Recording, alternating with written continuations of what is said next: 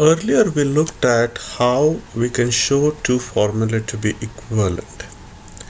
Now what we're going to do is we are going to use those approaches either by truth table or by derivation to discuss how we can write proofs and what a proof is. Given two formulae P and Q, we say that P logically implies Q. We write this as P implies Q with this double arrow. If whenever P is true, Q is also true. In other words, if P is true, Q is guaranteed to be true. If that's the case, we say that P logically implies Q.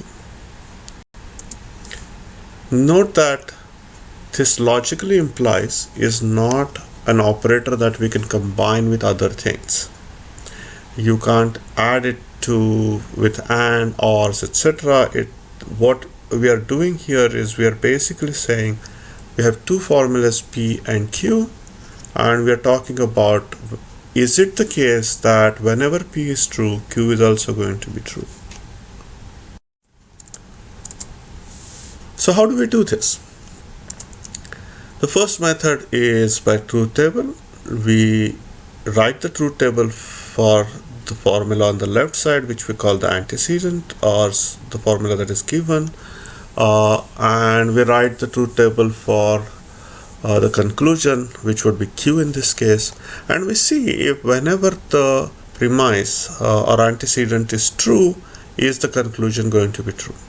If that's the case, we say that the proof is done, otherwise there is something mistake.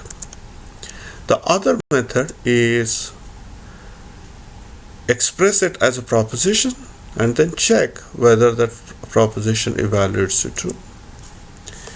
Note that if P implies Q is basically the proposition that says P implies Q is always true. In other words, this logically implies operator is basically saying that P implies Q is a tautology. That is, any instance where P is true, Q is guaranteed to be true.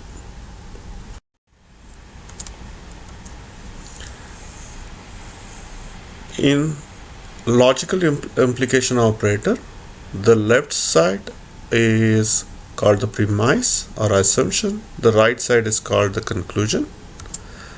A proof is nothing but establishing a chain of logical implications. That is, we start with the assumption and then we conclude with conclusion, and in each step we want to make sure that it follows from the previous steps. So second step follows from the first, the third step follows from the second, and so on and so forth. So let me look at in an example. So this is a proof I had given to you, or not really a good proof but a bad proof, and I had asked you to figure out where the mistake is. So this was showing that 1 meter is same as 1 centimeter. So the question is, does step 2 follow from step 1? Does step 3 follow from step 2? Does step 4 follow from step 3? Does step 5 follow from step 4?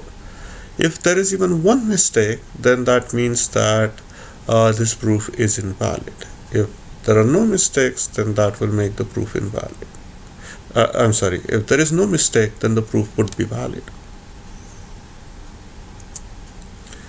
The important part of the proof is, does the next step follow from the previous step, and not just about whether the conclusion is valid. Let me give you another example of what I mean by that.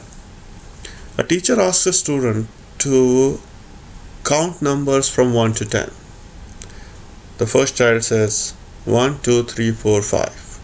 Of course the child is wrong, but is on the right track. Child 2 counts at 1, 5, 7, 3, 9, 10. The child gets to the conclusion, but the steps don't follow at all. Child 3 does it the right way, 1, 2, 3, 4, 5, 6, 7, 8, 9, 10, which is wonderful. Oh, again, going back to our goal, the, the part that is important for the proof is, does this next step follow from the previous step? Not about just whether the conclusion is valid. What do I mean by that? Be like child 3. If you can't, be like child 1, but don't be like child 2. Because the goal is not getting to the conclusion, goal is making sure that you're following the steps that are sensible, they follow from the previous steps. Once again, we have reached the check before you go ahead slide.